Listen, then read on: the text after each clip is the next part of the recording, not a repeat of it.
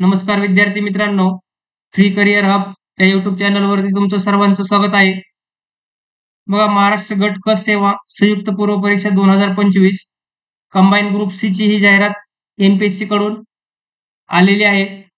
याविषयी मी तुम्हाला या व्हिडिओमध्ये संपूर्ण माहिती देणार आहे, तरी व्हिडिओ तुम्ही शेवटपर्यंत पाहायचा आहे. चला तर मग बघूयात. एकूण 938 पदांसाठी ही जाहिरात निघालेली आहे मित्रांनो. त्यामध्ये पहिलं पद जे असणार आहे उद्योग निरीक्षक. विभाग बघा त्याचा उद्योग ऊर्जा व कामगार विभाग.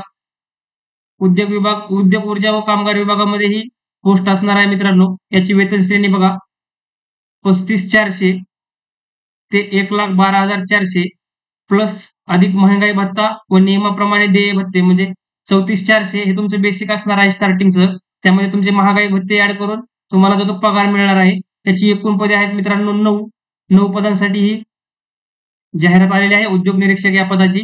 त्यानंतर बघा तांत्रिक सहाय्यक वित्त विभाग. तांत्रिक सहाय्यक हे पद वित्त विभागामध्ये असतं मित्रांनो. त्याचं पे स्केल बघा वेतन श्रेणी 29,200 ते 92,300 अधिक महंगाई भत्ता व नियमाप्रमाणे इतर देय भत्ते. त्यामध्ये बघा याचे बेसिक जे आहे 29,200. त्यानंतर त्यामध्ये तुमचे महागाई भत्ते DATA ऍड होऊन तुमचा पगार होत असतो मित्रांनो. त्याची एकूण पदे बघा 4 पदांसाठी ही जाहिरात आलेली आहे एमपीएससी मार्फत. त्यानंतर बघा तिसरं पद आहे कर सहाय्यक, टॅक्स असिस्टंट म्हणतो आपण त्याला. याचा विभाग आहे याचा वित्त विभाग. वित्त विभागामधील हे पद आहे कर सहाय्यक. त्यामध्ये बघा तुम्हाला पे स्केल जे आहे मित्रांनो 25,500 ते 81,100 हे तुमचं बेसिक असणार आहे. त्यामध्ये TADA मिळून तुम्हाला वेतन दिलं जातं मित्रांनो.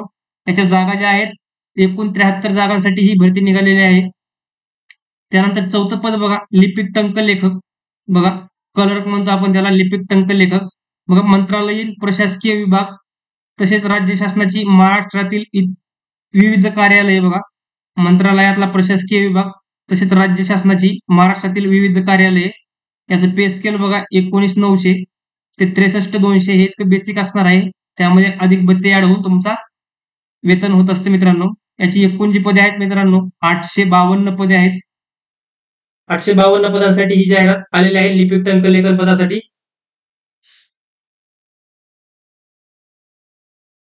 त्यानंतर बघा अर्ज सादर करण्याची प्रक्रिया आणि कालावधी बघा. मुदत अर्ज सादर करण्याचा कालावधी बघा 7 ऑक्टोबर. 7 ऑक्टोबर पासून याचे फॉर्म सुरू होणार आहेत मित्रांनो. आणि लास्टची तारीख असणार आहे 27 ऑक्टोबर 2025 रोजी 23:59 म्हणजे रात्रीच्या 12 वाजेपर्यंत. या वेळेमध्ये तुम्ही फॉर्म भरून घ्यायचा आहे मित्रांनो. परीक्षा शुल्क भरण्याचा अंतिम दिनांक बघा 27 ऑक्टोबर 2025 म्हणजे आपली जी फॉर्म भरण्याची जी लास्ट तारीख आहे तीच तुमची ऑनलाईन परीक्षा शुल्क भरण्याची तारीख असणार आहे लास्ट. त्यासाठी मित्रांनो फॉर्म भरताना शक्यतो पेमेंट करायचं आहे तुम्ही.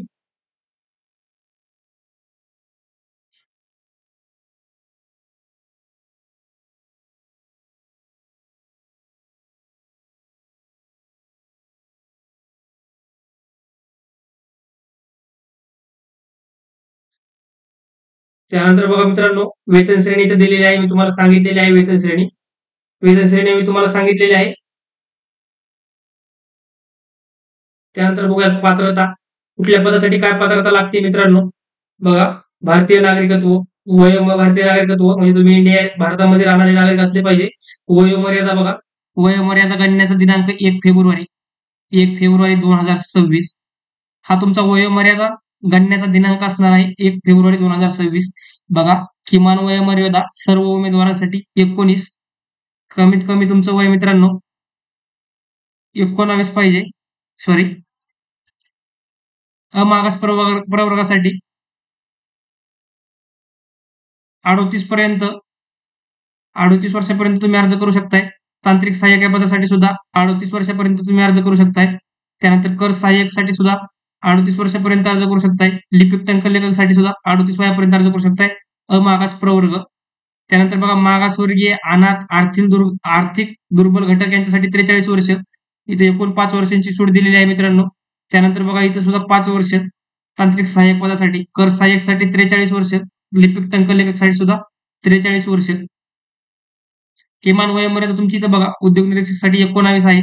तांत्रिक सहाय्यक साठी पण 19 आहे. त्यानंतर कर सहाय्यकसाठी 19 आहे, लिपिक टंकलेखकसाठी सुद्धा 19 आहे किमान वयोमर्यादा, आणि कमाल वयोमर्यादा ही दिलेली आहे मित्रांनो बघा. आरक्षणावाईज तुम्ही बघून घ्यायचा आहे हा चार्ट.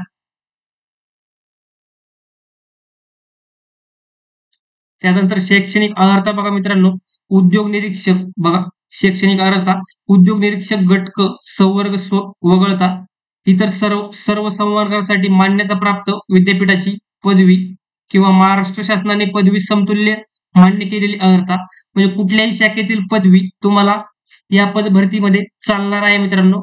उद्योग निरीक्षक हे पद जर वगळलं तर बाकीच्या इतर 3 पदांसाठी तुम्ही फक्त ग्रॅज्युएशन असणं तुमचं महत्वाचं आहे. आणि 2 नंबर बघा, उद्योग निरीक्षक साठी तुम्हाला संविधिक विद्यापीठाची अभियांत्रिकीमधील स्थापत्य अभियांत्रिकी तसेच स्थापत्य अभियांत्रिकीमधील विषयांच्या गटाशी संलग्न असलेल्या वास्तुविद्या, नगर रचना इत्यादी विषयाव्यतिरिक्त किंवा तंत्रज्ञानामधील किमान पदविका किंवा विज्ञान विषयातील संविधिक विद्यापीठाची पदवी, म्हणजे तुमचं इथे बीएससी मित्रांनो, तुमचं जर बीएससी असेल तरी तुमचं चालून जाणार मित्रांनो. या पद भरतीसाठी तुम्ही अर्ज करू शकता. या पदासाठी उद्योग निरीक्षक, तुमच्याकडे जर बीएससी ग्रॅज्युएट असाल तुम्ही, तर तुम्ही उद्योग निरीक्षक या पदासाठी अर्ज करू शकताय, हे लक्षात ठेवायचं आहे. बाकीच्या ज्या पदासाठी आहे मित्रांनो, मान्यता प्राप्त विद्यापीठाची पदवी बघा, हे लक्षात ठेवा. तुमच्याकडे बीए असू द्या, बीकॉम असू द्या किंवा बीएससी असू द्या, कुठलीही पदवी असू द्या तुमच्याकडं, तुम्ही या पदांसाठी अर्ज करू शकताय बाकीच्या 3. आणि तुमच्याकडं उद्योग निरीक्षक या पदासाठी अर्ज करण्यासाठी विज्ञान शाखेतील पदवी म्हणजे बीएससी असणे आवश्यक आहे किंवा अभियांत्रिकीमधील पदवी असणे आवश्यक आहे मित्रांनो. बघा इथं काय दिलेलं आहे, पदवी का पदवीच्या शेवटच्या वर्षाच्या परीक्षेत बसलेले उमेदवार पूर्व परीक्षेच्या प्रवेशासाठी पात्र असतील. बघा नेहमीप्रमाणेच रूल आहे हा एमपीएससीचा. पदवीच्या शेवटच्या वर्षास म्हणजे तुम्ही 3rd इयरला जर असाल मित्रांनो, तर तुम्ही या प्री एक्झाम साठी फॉर्म अप्लाय करू शकताय. परंतु मित्रांनो तुम्हाला मेन्स एक्झाम पर्यंत तुमचा रिझल्ट आलेला पाहिजे, तुम्ही डिग्री पास झालेला पाहिजे मेन्स साठी, हे लक्षात ठेवायचंय.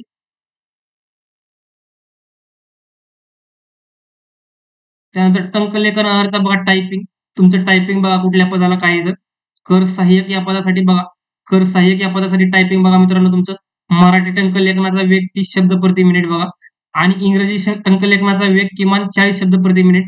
या अर्हतेचे शासकीय वाणिज्य प्रमाणपत्र उत्तीर्ण असणं आवश्यक आहे, म्हणजे तुमच्याकडं 30 आणि 40 हे मराठी 30 आणि इंग्लिश 40 टायपिंगचं सर्टिफिकेट असणं आवश्यक आहे कर सहाय्यक या पदासाठी, हे लक्षात ठेवायचं आहे. त्यानंतर बघा लिपिक टंकलेखकसाठी मित्रांनो मराठी टंकलेखनाचा वेग किमान 30 शब्द प्रति मिनिट बघा, मराठी टंकलेखन तुमचं 30 शब्द प्रति मिनिट, तिथे किंवा दिलेलं आहे हे लक्षात ठेवायचंय.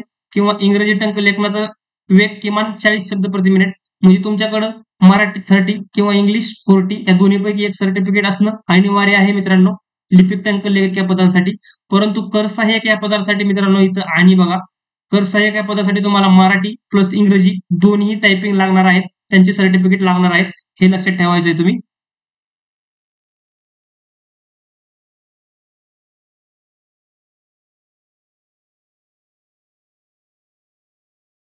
बघा टंकलेखन अर्थ धारण करण्यातून तात्पुरती सूट कर सहाय्यक लिपिक टंकलेखक पदाकरिता बघा.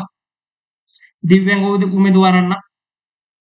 उमेदवारांना परीक्षा उत्तीर्ण होण्यासाठी त्यांच्या नियुक्तीच्या दिनांकापासून 2 वर्षाचा कालावधी व 2 संधी बघा. तुम्ही जर दिव्यांग उमेदवार असाल मित्रांनो, तर त्यासाठी तुम्ही हा फॉर्म भरू शकताय. फॉर्म भरल्यानंतर तुमच्या सिलेक्शन नंतर तुम्ही ड्युटीला जॉईन केल्यानंतर तुम्हाला 2 वर्षाचा कालावधी दिला जाणार आहे आणि 2 संधी दिल्या जाणार आहेत ही टायपिंगची परीक्षा उत्तीर्ण होण्यासाठी आणि सर्टिफिकेट मिळवण्यासाठी. त्यानंतर बघा माजी सैनिक उमेदवारांना टंकलेखनाची परीक्षा उत्तीर्ण होण्यासाठी त्यांच्या नियुक्तीच्या दिनांकापासून 2 वर्षाचा कालावधी व 2 संधी. जर तुम्ही माजी सैनिक असाल तर तुम्हाला नियुक्तीच्या दिनांकापासून 2 वर्षाचा कालावधी आणि 2 संधी देण्यात येणार आहेत टायपिंगचे सर्टिफिकेट मिळवण्यासाठी. त्यानंतर बघा अनाथ उमेदवारांना सुद्धा टंकलेखनाची परीक्षा उत्तीर्ण होण्यासाठी त्यांच्या नियुक्तीच्या दिनांकापासून 2 वर्षाचा कालावधी आणि 2 संधी अनुदय असणार आहेत. त्यानंतर बघा फक्त लिपिक टंकलेखक संवर्गाच्या बाबतीत बघा, प्रकल्पग्रस्त, भूकंपग्रस्त व पदवीधर अंशकालीन कर्मचारी प्रवर्गातून अर्ज करण्यास पात्र असलेल्या उमेदवारांना टंकलेखनाची परीक्षा उत्तीर्ण होण्यासाठी त्यांच्या नियुक्तीच्या दिनांकापासून 2 वर्षाचा कालावधी अनुदेय असल्यामुळे प्रस्तुत आरक्षणाचा दावा करणाऱ्या उमेदवारांना टंकलेखन अर्हता अनिवार्य नाही.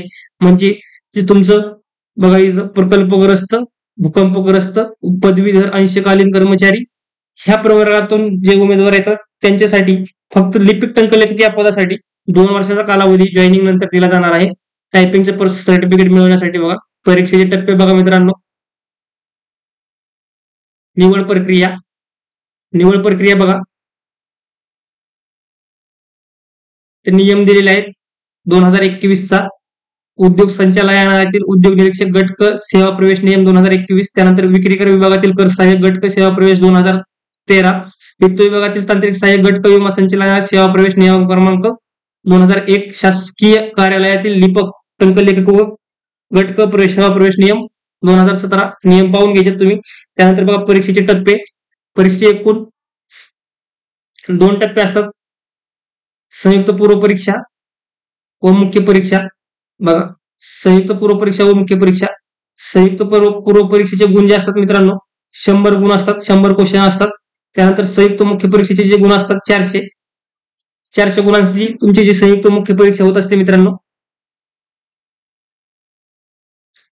त्यानंतर बघा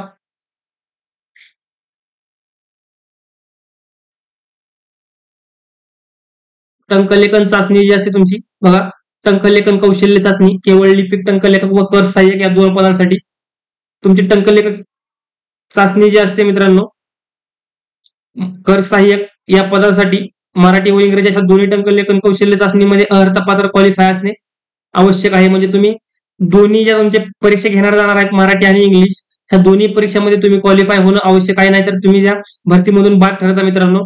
त्यानंतर बघा टंकलेखन कौशल्य चाचणी ही केवळ अर्थकारी क्वालिफाईंग स्वरूपाची आहे. क्वालिफाईंग स्वरूपाचे आहे याचे कुठलेही मार्क तुमचे ऍड केले जात नाही तुमच्या मेरिट लिस्ट मध्ये. परंतु मित्रांनो हे क्वालिफाय होणं हे अत्यंत गरजेचं आहे. नाहीतर तुम्ही मेरिट लिस्ट मधून बाद होता. लिपिक टंकलेखक संवर्गाच्या टंकलेखन कौशल्य चाचणीस पात्र ठरलेल्या दिव्यांग माजी सैनिक अनाथ प्रकल्पग्रस्त भूकंपग्रस्त व पदवीधर अंशकालीन कर्मचारी प्रवर्गातून अर्ज करण्यासाठी पात्र असलेल्या उमेदवारांना शासनाच्या धोरणानुसार टंकलेखन कौशल्य चाचणीतून सूट असल्यामुळे सदर प्रवर्गातून आरक्षणाचा दावा करणाऱ्या उमेदवारांना टंकलेखन कौशल्य चाचणी देण्याची आवश्यकता नाही. बघा तुम्ही जर माजी सैनिक अनाथ बघा दिव्यांग माजी सैनिक अनाथ प्रकल्पग्रस्त भूकंपग्रस्त व पदवीधर अंशकालीन कर्मचारी असाल मित्रांनो तर तुम्हाला लिपिक टंकलेखक व कर सहाय्यक या पदासाठी तुमची जी टेस्ट असते टंकलेखन टेस्ट क्वालिफाईंग नेचर स्वरूपाची जी टेस्ट असते ही तुम्हाला देणं आवश्यक नाहीये मित्रांनो. हे लक्षात ठेवायचे तुम्ही.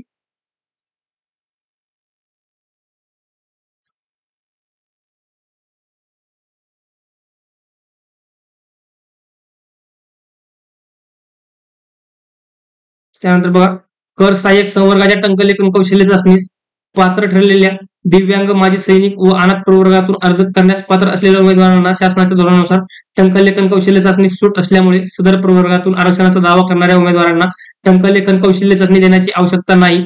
मात्र बघा यामध्ये बघा कर सहाय्यक या पदासाठी दिव्यांग माजी सैनिक व अनाथ हे 3 प्रवर्ग जर सोडले तर बघा त्यानंतर प्रकल्पग्रस्त भूकंपग्रस्त पदवीधर अंशकालीन कर्मचारी या प्रवर्गातील उमेदवारांना कर सहाय्यक या संवर्गासाठी मराठी व इंग्रजी भाषेतील टंकलेखन कौशल्य चाचणी अनिवार्य राहील. म्हणजे बघा हे दिव्यांग माजी सैनिक अनाथ प्रकल्पग्रस्त भूकंपग्रस्त पदवीधर ह्या 6 कॅटेगरी मधील लोकांसाठी जी आहे लिपिक टंकलेखक या पदासाठी टायपिंग मधून सूट मिळणार आहे. त्यानंतर बघा कर सहाय्यक पदासाठी फक्त दिव्यांग माजी सैनिक आणि अनाथ प्रवर्गातील उमेदवार यांच्यासाठी सूट मिळणार आहे. बाकी प्रकल्पग्रस्त भूकंपग्रस्त व पदवीधर यांना टंकलेखन चाचणी ही अनिवार्य आहे. त्यांना ती क्वालिफाय करणं आवश्यक आहे हे लक्षात ठेवा.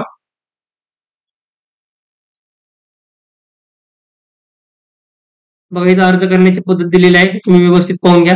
याची जी पीडीएफ आहे मित्रांनो संपूर्ण जाहिरात आहे. आपलं Telegram channel free career hub या टेलिग्राम चॅनलवरती संपूर्ण जाहिरात मी दिलेली आहे. ती पाहण्यासाठी तुम्ही व्हिडिओच्या डिस्क्रिप्शन बॉक्स मध्ये दिलेल्या लिंकवर क्लिक करून टेलिग्राम चॅनलला जॉईन व्हा. परीक्षाचा शुल्क बघा परीक्षा शुल्क भरणा परीक्षा शुल्क फी किती आहे तुमची संयुक्त पूर्व परीक्षेसाठी बघा 394 अमाग्यास ओपनच्या विद्यार्थ्यांसाठी 394 रुपये फीस आहे मित्रांनो. त्यानंतर मागासवर्गीय आर्थिक दुर्बल घटक आणि अनाथ उमेदवारांसाठी 294 रुपये फीस आहे प्री एक्झाम साठी. आणि माजी सैनिकांसाठी 44 रुपये फीस आहे हे लक्षात ठेवायचंय. त्यानंतर बघा मुख्य परीक्षेसाठी जी फीस असणार आहे अमागास प्रवर्गासाठी 544 रुपये आणि मागासवर्गीयांसाठी 344, माजी सैनिकांसाठी एकूण 44 रुपये एवढी फीस असणार आहे. हे लक्षात ठेवायचे तुम्ही फॉर्म भरताना. परीक्षा शुल्क हे ना परतावा आहे, रिफंडेबल आहे, नॉन रिफंडेबल आहे, सॉरी नॉन रिफंडेबल तुमचं परीक्षा शुल्क असणार आहे.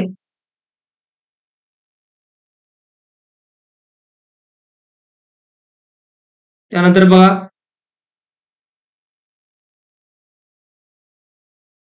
म्हणजे इथं जागा दिलेल्या आरक्षणावाईज आपण बघूया एक एक मित्रांनो. उद्योग निरीक्षक बघा पहिलं पद जे असणार आहे उद्योग निरीक्षकाची एकूण 9 पदे बघायला मिळतील तुम्हाला या पद भरतीमध्ये. त्यासाठी बघा सर्वसाधारणसाठी एकूण 8 पदे आहेत आणि महिलांसाठी 1 पद आहे. असे एकूण 9 पदे या पद भरतीमध्ये भरली जाणार आहेत मित्रांनो.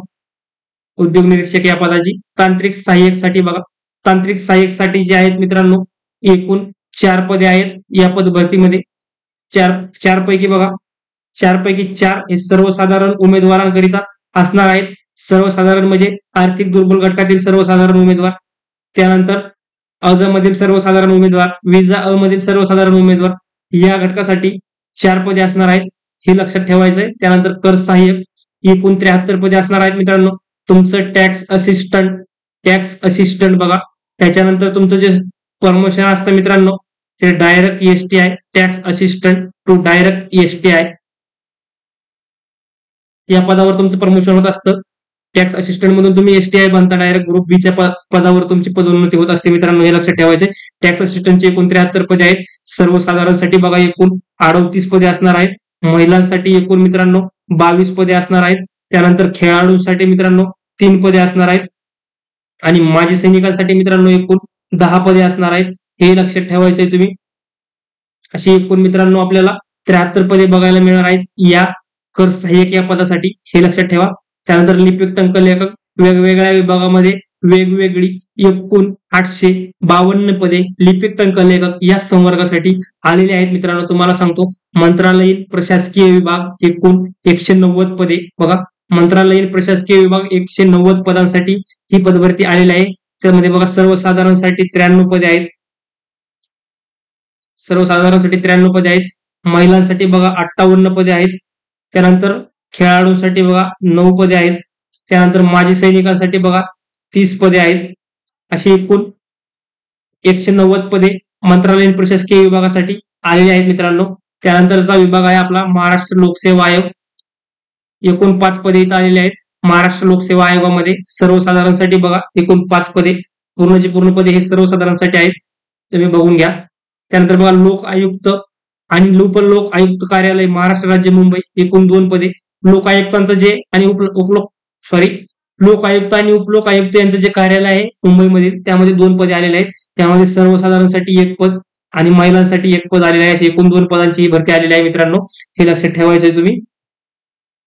त्यानंतर बघा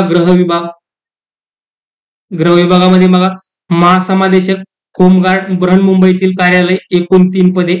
बघा महासमादेशक होमगार्ड बृहन्मुंबईतील कार्यालय एकूण 3 पदे जे आहेत. महाराष्ट्र सर्वसाधारणसाठी बघा एकूण 1 पद आहे. महिलांसाठी 1 पद आहे. त्यानंतर तुमचं माजी सैनिकांसाठी पण 1 पद आलेलं आहे. हे तुम्ही लक्षात ठेवायचं आहे. एकूण 3 पदांसाठी महासमादेशक होमगार्ड बृहन्मुंबईतील कार्यालय येथे ही पदभरती होणार आहे. त्यानंतर बघा उद्योग ऊर्जा कामगार व खनिकर्म विभाग बघा. उद्योग ऊर्जा आणि खनिकर्म विभागामध्ये बघा अध्यक्ष औद्योगिक न्यायालय मुंबई बृहन्मुंबई क्षेत्रातील पदे एकूण 7 पदे या विभागासाठी आलेले आहेत. त्यामध्ये बघा सर्वसाधारणसाठी 3 पदे, त्यानंतर महिलांसाठी 3 पदे आणि माजी सैनिकांसाठी 1 पद असे एकूण 7 पदे मित्रांनो या विभागासाठी आलेले आहेत या पद भरती मार्फत. त्यानंतर बघा अध्यक्ष औद्योगिक न्यायालय मुंबई बृहन्मुंबई बाहेरील क्षेत्रातील पदे 18 एकूण 18 पदांसाठी या विभागासाठी पदे आलेले आहेत. अध्यक्ष औद्योगिक न्यायालय मुंबई बृहन्मुंबई बाहेरील क्षेत्रातील पदे म्हणजे बृहन्मुंबईच्या बाहेरचे क्षेत्र आहे त्यातील पदे बघा. सर्वसाधारणसाठी एकूण 10 पदे असणार आहेत. महिलांसाठी 5 पदे, माजी सैनिकांसाठी 3 पदे असे एकूण 18 पदांसाठी या विभागामध्ये भरती होणार आहे मित्रांनो. त्यानंतर बघा संचालक उद्योग संचालनालय मुंबई बृहन्मुंबई बृहन्मुंबई क्षेत्रातील एकूण 26 पदे बघा. बृहन्मुंबई क्षेत्रामध्ये एकूण 26 पदे आहेत या विभागांतर्गत. सर्वसाधारणसाठी एकूण 17 पदे आहेत. त्यानंतर महिलांसाठी 7 पदे, माजी सैनिकांसाठी 1 पद आहे, पदवीधर अंशकालीन कर्मचाऱ्यांसाठी सुद्धा 1 पद आहे. एकूण असे 26 पद या विभागासाठी आलेले आहेत बघा. त्यानंतर वित्त विभाग, सहसंचालक लेखा व कोषागारे पुणे विभाग बघा. पुणे विभागासाठी एकूण 11 पदे असणार आहेत.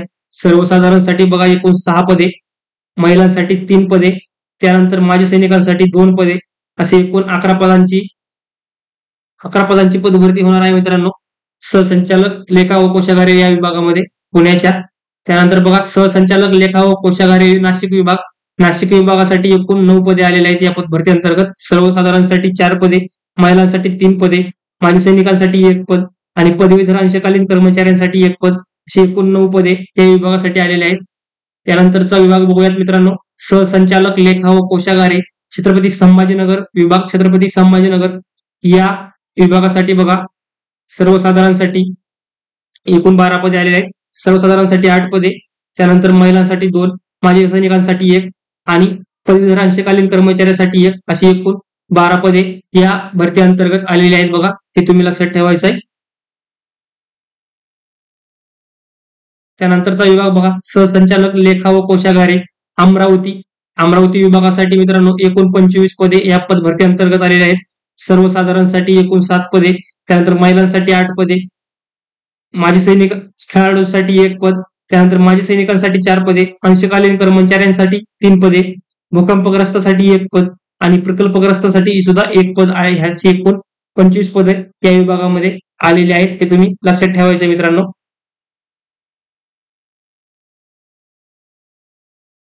त्यानंतरचा विभाग बघा सहसंचालक लेखा व कोषागारे नागपूर विभाग. नागपूर विभागासाठी मित्रांनो एकूण 8 पदांची भरती या आलेली आहे.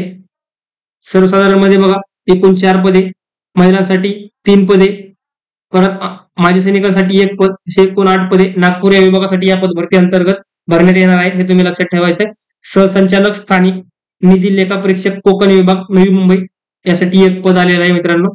त्यामध्ये बघा सर्वसाधारणसाठी हे पद असणार आहे, 1 पद सर्वसाधारणसाठी असणार आहे या विभागांतर्गत. त्यानंतर विमा संचालनालय महाराष्ट्र राज्य मुंबई एकूण 9 पदे बघा. एकूण 9 पदे आले या विभागासाठी. सर्वसाधारणसाठीच ही 9 पदे असणार आहेत, हे लक्षात ठेवायचं आहे. त्यानंतर विधी व न्याय विभाग. विधी व न्याय विभागामध्ये बघा सरकारी वकिलांचे कार्यालय उच्च न्यायालय अपील शाखा मुंबई. अपील शाखेमध्ये मित्रांनो एकूण 8 पदांची भरती असणार आहे. त्यामध्ये सर्वसाधारण मध्ये तुमचे 6 पद आणि महिलांसाठी तुमचे 2 पद, असे एकूण 8 पदांसाठी ही पद भरती असणार आहे. त्यानंतर बघा विधी व न्याय विभाग शाखा छत्रपती संभाजीनगर बघा. छत्रपती संभाजीनगर विधी व न्याय शाखेमध्ये एकूण 21 पदे असणार आहेत. त्यामध्ये तुमचं सर्वसाधारण मध्ये बघा 11 पदे, सर्वसाधारणसाठी 11 पदे असणार आहेत. त्यानंतर महिलांसाठी 7 पदे, त्यानंतर माजी सैनिकांसाठी 2 पदे आणि अंशकालीन कर्मचाऱ्यांसाठी 1 पद, असे एकूण 21 पदे या विभागामध्ये भरले जाणार आहेत मित्रांनो. हे तुम्ही लक्षात ठेवायचं आहे. त्यानंतरच बघा मराठी भाषा विभाग बघा. भाषा संचालनालय महाराष्ट्र राज्य मुंबई एकूण 5 पदे. त्यामध्ये बघा सर्वसाधारण मध्ये 2 पदे असणार आहेत. त्यानंतर तुमची महिलांसाठी 2 पदे आणि माजी सैनिकांसाठी 1 पद, असे एकूण 5 पदे या विभागांतर्गत येणार आहेत मित्रांनो. त्यानंतर सचिव महाराष्ट्र राज्य मराठी विश्वकोश निर्मिती मंडळ मुंबई एकूण 1 पद असणार आहे या विभागासाठी. जे पद आहे ते सर्वसाधारण या गटातील उमेदवारांसाठी असणार आहे. त्यानंतर आदिवासी विभाग बघा. आदिवासी विभागामध्ये अप्पर आयुक्त आदिवासी विभाग कार्यालय नागपूर यासाठी एकूण 7 पदांची भरती आलेली आहे. ओपनसाठी 6 पदे, म्हणजे सर्वसाधारण उमेदवारांसाठी 6 पदे. सर्वसाधारण म्हणजे मित्रांनो तुम्ही लक्षात ठेवायचं अजामधील 1, आजामधील सर्वसाधारण उमेदवारासाठी 1, भजमधील सर्वसाधारण उमेदवारांसाठी 1 पद. त्यानंतर इतर मागासवर्गीय उमेदवारांसाठी सर्वसाधारणसाठी 1 पद, हे तुम्ही लक्षात ठेवायचं आहे या पद्धतीने. त्यानंतर महिलांसाठी 1 पद, असे एकूण 7 पदांसाठी या विभागामध्ये भरती होणार आहे. सार्वजनिक बांधकाम विभाग. त्यामध्ये बघा अधीक्षक अभियंता सार्वजनिक बांधकाम मंडळ नांदेड. नांदेडसाठी एकूण 4 पदे आलेले आहेत मित्रांनो. सर्वसाधारणसाठी ही पदे असणार आहेत 4-4. त्यानंतर बघा अधीक्षक अभियंता सार्वजनिक बांधकाम मंडळ नागपूर यामध्ये बघा 13 पदे असणार आहेत. सर्वसाधारणसाठी 8 पदे, त्यानंतर महिलांसाठी 4 पदे आणि माजी सैनिकांसाठी 1 पद, असे एकूण 13 पदे या नागपूर विभागासाठी असणार आहेत मित्रांनो. त्यानंतर बघा अन्न नागरी पुरवठा व ग्राहक संरक्षण विभाग. नियंत्रक शिधा वाटप व संचालक नागरी पुरवठा मुंबई एकूण 77 पदे. बघा, अन्न नागरी पुरवठा व ग्राहक संरक्षण विभागामध्ये एकूण 77 पदे असणार आहेत. सर्वसाधारणसाठी मित्रांनो 38, महिलांसाठी 23, खेळाडूंसाठी 4 पदे आणि माजी सैनिकांसाठी एकूण 12 पदे, असे एकूण 77 पदे या पदभरती अंतर्गत भरली जाणार आहेत, हे तुम्ही लक्षात ठेवा. त्यानंतर बघा, नियोजन विभाग, संचालक अर्थ व सांख्यिकी संचालनालय बृहन्मुंबई क्षेत्रातील मुंबई, एकूण 3 पदे असणार आहेत या विभागासाठी. सर्वसाधारणसाठी 2 आणि महिलांसाठी 1 पद, असे एकूण 3 पदे मित्रांनो या भरती अंतर्गत भरली जाणार आहेत. त्यानंतर सामाजिक न्याय व विशेष सहाय्य विभाग, या विभागांतर्गत आयुक्त समाज कल्याण आयुक्तालय पुणे यासाठी 63 पदे भरली जाणार आहेत. त्यामध्ये 20 पदे सर्वसाधारण उमेदवार, 18 पदे महिला उमेदवार, 4 पदे खेळाडू उमेदवार आणि 10 पदे माजी सैनिक आणि 6 पदे पदवीधर अंशकालीन, 1 पद भूकंपग्रस्त आणि 4 पदे प्रकल्पग्रस्त, अशी एकूण 63 पदे त्या विभागामध्ये भरली जाणार आहेत या पद भरती अंतर्गत. त्यानंतर बघा, पर्यटन व सांस्कृतिक कार्य विभाग, बघा त्या अंतर्गत येणारं संचालक पूर्भिलेख संचालनालय मुंबई, एकूण 6 पदे, सर्वसाधारणसाठी 5 पदे आणि महिलांसाठी 1, असे एकूण 6 पदे या विभागांतर्गत भरली जाणार आहेत मित्रांनो. कार्यकारी संपादक व सचिव दर्शनिका विभाग मुंबई, त्यामध्ये 2 पदांची भरती होणार आहे. 2 पदे हे सर्वसाधारण उमेदवारांसाठी राखीव असणार आहेत. बघा, त्यानंतर बघा, महसूल व वन विभाग, नोंदणी महानिरीक्षक व मुद्रांक नियंत्रण, नोंदणी व मुद्रांक विभाग मुंबई, सर्वात जास्त मित्रांनो लिपिक टंक लेखक जी पदे आहेत या विभागाअंतर्गत भरली जाणार आहेत.